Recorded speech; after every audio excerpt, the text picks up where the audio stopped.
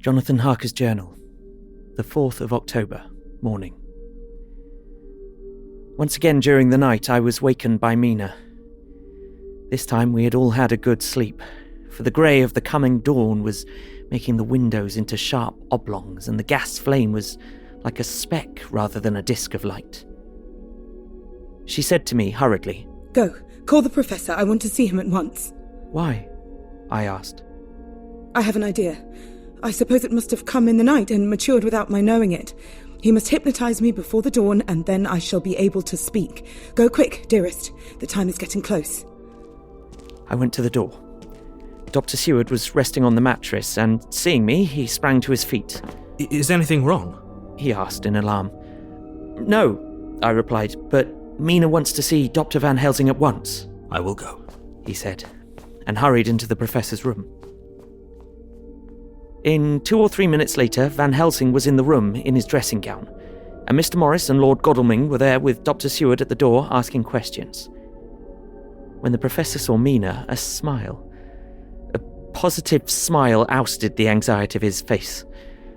He rubbed his hands as he said, "Oh, my dear Madam Mina, this is indeed a change. See, friend Jonathan, we have got our dear Madam Mina, as of old, back to us today."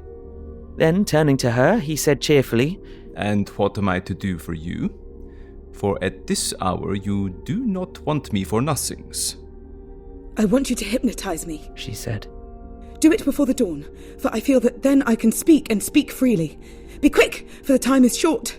Without a word, he motioned her to sit up in bed. Looking fixedly at her, he commenced to make passes in front of her from over the top of her head downward, with each hand in turn. Mina gazed at him fixedly for a few minutes, during which my own heart beat like a trip hammer, for I felt that some crisis was at hand. Gradually, her eyes closed, and she sat, stock still. Only by the gentle heaving of her bosom could one know she was alive. The professor made a few more passes, and then stopped. I could see that his forehead was covered with great beads of perspiration.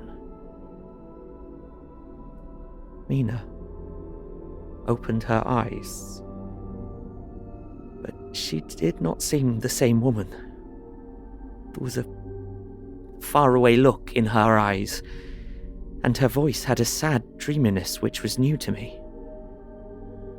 Raising his hand to impose silence, the professor motioned to me to bring the others in. They came on tiptoe, closing the door behind them, and stood at the foot of the bed looking on. Mina appeared not to see them. The stillness was broken by Van Helsing's voice speaking in a low, level tone which would not break the current of her thoughts. "Where are you?" The answer came in a neutral way. "I do not know. Sleep has no place it can call its own." For several minutes there was silence. Mina sat rigid, and the professor stood staring at her fixedly. The rest of us hardly dared to breathe. The room was growing lighter. Without taking his eyes from Mina's face, Dr. Van Helsing motioned me to pull up the blind. I did so, and the day seemed just upon us. A red streak shot up, and a rosy light seemed to diffuse itself through the room. On the instant, the professor spoke again. "Where are you now?" The answer came dreamily, but with intention. It were as though she were interpreting something. I have heard her use the same tone when reading her shorthand notes. "I do not know. It is all strange to me." "What do you see?" "I can see nothing. It is all dark." "What do you hear?" I could detect the strain in the professor's patient voice. "The lapping of water. It is gurgling by, and little waves leap. I can hear them on the outside." "Then you are on a ship?" We all looked at each other, trying to glean something each from the other. We were afraid to think. The answer came quick. Oh, yes. What else do you hear? The sound of men stamping overhead as they run about. There is the creaking of a chain, and the loud tinkle as the check of the capstan falls into the ratchet. What are you doing? I am still. Oh, so still. It is like death. The voice faded away into a deep breath, as of one sleeping, and the open eyes closed again. By this time, the sun had risen, and we were all in the full light of day. Dr. Van Helsing placed his hands on Mina's shoulders and laid her head down softly on her pillow. She lay like a sleeping child for a few moments, and then with a long sigh, awoke and stared in wonder to see us all around her. Have I been talking in my sleep? Was all she said. She seemed, however, to know the situation without telling, though she was eager to know what she had told. The professor repeated the conversation, and she said, Then there is not a moment to lose. It may not be yet too late. Mr. Morris and Lord Godalming started for the door, but the professor's calm voice called them back. Stay, my friends. That ship, wherever it was weighing anchor whilst she spoke. There are many ships weighing anchor at the moment in your so great port of London. Which of them is it that you seek? God be thanked that we have once again a clue. Though whither it may lead us, we know not. We have been blind somewhat. Blind after the manner of men, since when we can look back, we see what we might have seen looking forward if we had been able to see what we might have seen.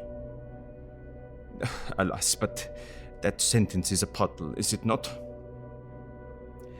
We can know now what was in the Count's mind when he seized that money, though Jonathan's so fierce knife put him in the danger that even he dread.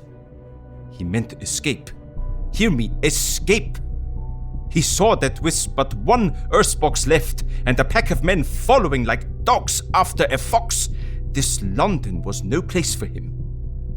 He have take his last earthbox on board a ship, and he have leave the land.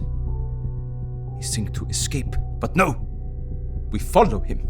Tally-ho, as friend Arthur would say when he put on his red frock. Our old fox is wily. Oh, so wily, and we must follow with wile. I too am wily, and I sink his mind in a little while. In meantime we may rest and in peace, for there are waters between us which he do not want to pass, and which he could not if he would, unless the ship were to touch the land, and then only at full or slack tide. See, and the sun is just rose, and all day to sunset is to us. Let us take baths, and dress, and have breakfast which we all need, and which we can eat comfortably, since he be not in the same land with us. Mina looked at him appealingly as she asked, But why need we seek him further when he has gone away from us? He took her hand and patted it as he replied, Ask me nothings as yet. When we have breakfast, then I answer all questions. He would say no more, and we separated to dress. After breakfast, Mina repeated her question.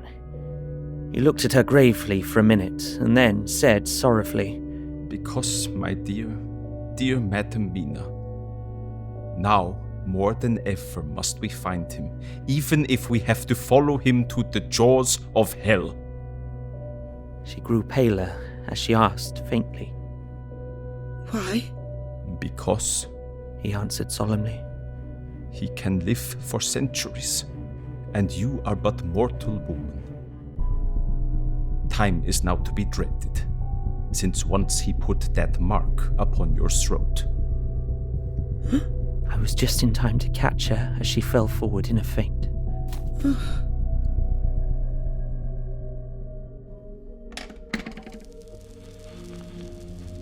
Dr. Seward's phonograph diary, spoken by Van Helsing. This to Jonathan Harker. You are to stay with your dear Madam Mina. We shall go to make our search, if I can call it so. For it is not search but knowing, and we seek confirmation only.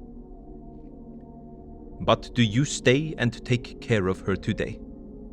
This is your best and most holiest office. This day nothing can find him here. Let me tell you that so you will know what we four know already, for I have told them. He, our enemy, have gone away. He have gone back to his castle in Transylvania. I know it so well, as if a great hand of fire wrote it on the wall. He have prepared for this in some way, and that last earth box was ready to ship somewheres. For this he took the money. For this he hurry at the last, lest we catch him before the sun go down. It was his last hope, save that he might hide in the tomb that he think poor Miss Lucy, being as he sought like him, keep open to him. But there was not of time. When that fail, he makes straight for his last resource, his last earthwork, I might say, did I wish double entente. He is clever, oh, so clever. He know that his game here was finished, and so he decide to go back home. He find ship going by the route he came, and he go on it. We go off now to find what ship and whither bound. When we have discovered that, we come back and tell you all. Then we will comfort you and poor dear Madam Mina with new hope. For it will be hope when you think it over. That all is not lost. This very creature that we pursue, he take hundreds of years to get so far as London. And yet in one day, when we know of the disposal of him, we drive him out. He is finite, though he is powerful and do much harm and suffers not as we do. But we are strong, each in our purpose, and we are all more strong together. Take heart afresh, dear husband of Madam Mina. This battle is but begun, and in the end we shall win, so sure as that God sits on high to watch over his children. Therefore, be of much comfort till we return. Van Helsing. Jonathan Harker's journal, the 4th of October. When I read to Mina Van Helsing's message in the phonograph, the poor girl brightened up considerably. Already the certainty that the Count is out of the country has given her comfort, and comfort is strength to her. For my own part, now that his horrible danger is not face to face with us, it seems almost impossible to believe in it. Even my own terrible experience in Castle Dracula seems like a long-forgotten dream, here in the crisp autumn air in the bright sunlight. Alas, how can I disbelieve? In the midst of my thought, my eye fell on the red scar on my poor darling's white forehead. Whilst that lasts, there can be no disbelief. And afterwards, the very memory of it will keep faith crystal clear.